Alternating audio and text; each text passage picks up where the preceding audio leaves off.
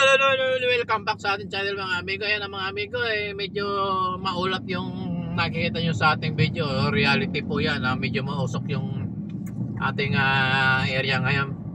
Usok po yung nakikita nyo, usok ng mga sasakyan. Hindi po yan usok ng kusina.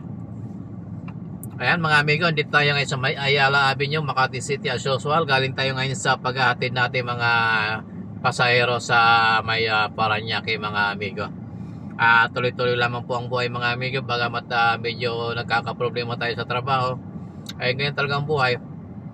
Tanggapin natin kung ano man magiging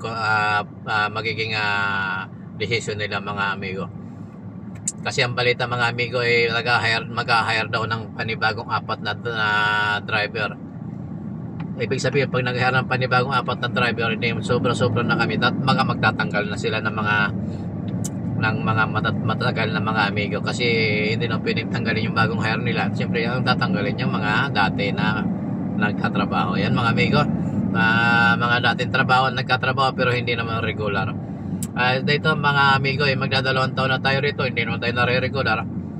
Hindi ko alam kung anong klaseng batas ang meron tayo para hindi tayo ma-regular. Kasi ang nung araw kapag naka 6 months ka, probationary ka na, may pagkakataon kang ma-regular sa trabaho. Sa ngayon kasi mga amigo, napakahirap na siguro maging regular employee. Ayan mga amigo, dito na tayo, malapit tayo kumanan dito sa may Makati Avenue Ayala, corner na Makati Avenue Ayala, dito sa may Hotel Intercontinental Hotel. Ayan, medyo traffic kasi mga amigo, kaya stop muna tayo mga amigo. Ayan mga amigo, shoutout po doon sa mga hindi nag-skip ng ating mga ads mga amigo, at maraming salamat sa inyo mga amigo sa patuloy na suporta sa ating mga video. Bagamat maliit lang yung ating mga views mga amigo, tsaga lang, baka makatsamba, malaking tulong po yung para sa ating pamilya at para sa kinabukasan po. Ayan, maraming salamat sa inyo mga amigo, at Diyos na po ang bahalang mag-ganti sa inyong kabutihan mga amigo. Ang atin lang baka makatsamba tayo amigo, kaya tuloy-tuloy lang tayo sa pagbablog, walang sukuan. Ika nga, tuloy-tuloy lang tayo mga amigo. Ayan mga amigo, kakaliwa tayo dito sa Makati Avenue mamaya-maya ng kaunti kasi naka-stop pa siya. Ayan mga amigo, nakago na tayo at kakana na tayo rito sa may Makati Avenue, corner ng Ayala Avenue. Ganyan talaga boy, ang inyong driver mga amigo, anak na magsasaka, patuloy na nakikipaglaban sa kahirapan. Talagang ganyan ang buhay, kailangan natin lumaban para sa future ng mga anakis natin. Kasi pag tayo susuko sa buhay, kagaya nung nangyari sa atin nung mga nakaraang taon mga amigo, sumuko tayo sa buhay, muntik-muntik na tayong alam nyo na, kaya naging aral sa atin yun, na kawawa naman siguro yung mga anak ko kung nawala tayo sa mundong ibabaw na to. Kaya mga amigo, tuloy-tuloy lang po tayo sa paglaban hanggat kaya amigo. Tuloy lang at libangin natin ang ating sarili dito sa pag-vlog man lang. Kumita man tayo, hindi basta tuloy-tuloy lang po tayo sa buhay. Ayan, wag po tayo susuko. Manatili po tayong nagtitiwala sa Panginoon. Minsan po sa totoo lang mga amigo, nawawalan tayo ng tiwala, kaso hindi po natin pwedeng tanggalin yung tiwala sa Panginoon, kasi siya nagbigay ng buhay sa atin. Ang lahat ng ito na nararamdaman natin, nakikita natin, or nakukuha natin yung lahat ng mga bagay na gustuhin natin, nang dahil po yan sa Panginoon, or nang dahil sa Diyos po yan. Kaya wag tayong mawawala ng pag-asa at tuloy pa rin po ang tiwala sa Kanya. Yan mga amigo, dito tayo ngayon sa may Makati Avenue, corner ng Paseo de Rojas. Tuloy-tuloy pa rin po tayo at stop po at nakatigil po yung stoplight mga amigo. Ayan mga amigo, naka-green lights na tayo. Ibig sabihin, diretso na tayo dito sa may Makati Avenue at corner ng Paseo de Rojas. At shoutout sa inyo mga amigo, at tuloy-tuloy lamang po tayo sa laban mga amigo. Hindi po tayo susuko mga amigo. Pilit po natin na lalaban yung kahirapan. Anumang kahirapan luman sa ating buhay, tuloy-tuloy lang po tayo.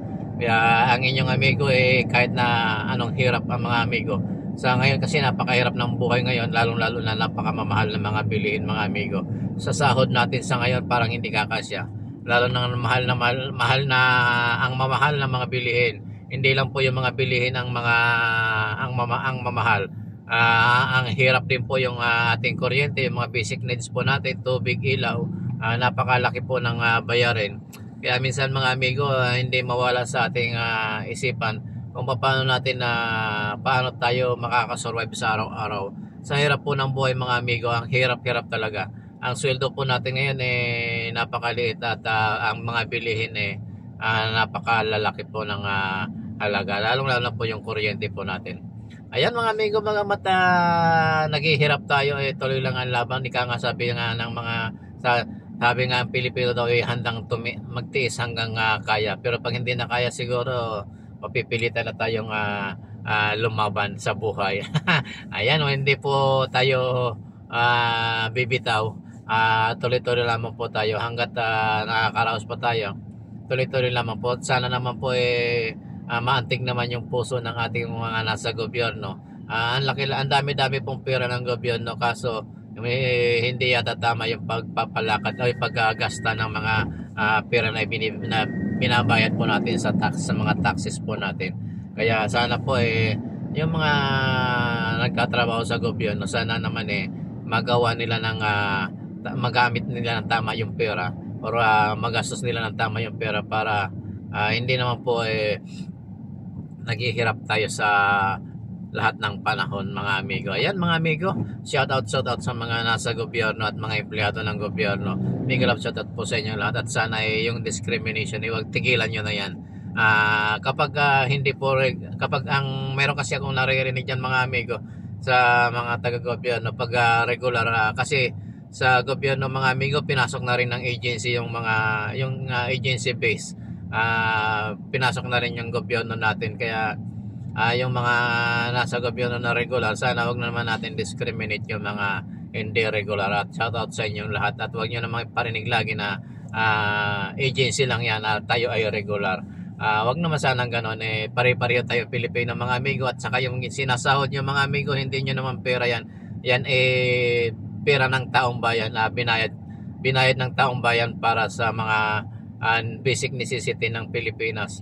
Kaya wag nyo pong sabihin na pera naman ng pera nyo yan, or hindi nyo po pera yan. Yan ay pera po ng taong bayan. Kaya shout out sa inyo, at tigilan nyo lang pag-discriminate sa kapwa nyo Pilipino. Yan, maraming salamat po sa inyo lahat, at pagpalain po tayo ng Panginoon, at ingatan tayo sa lahat ng oras. At maraming salamat po doon sa ating mga amigong subscriber, mga amigong OFW, mga amigong magsasaka na kagaya ko, anak ng magsasaka, mga amigong driver, sa sulok man po kayo ng Pilipinas naroroon, at sa sulok man po kayo ng mundo naroroon, may galap shoutout po sa inyong lahat, at maraming salamat. Diyos mabalos mga amigo, at magandang gabi po sa inyo lahat. Buenos dias amigo, magandang gabi po, at maraming salamat po. Bye bye, love you all.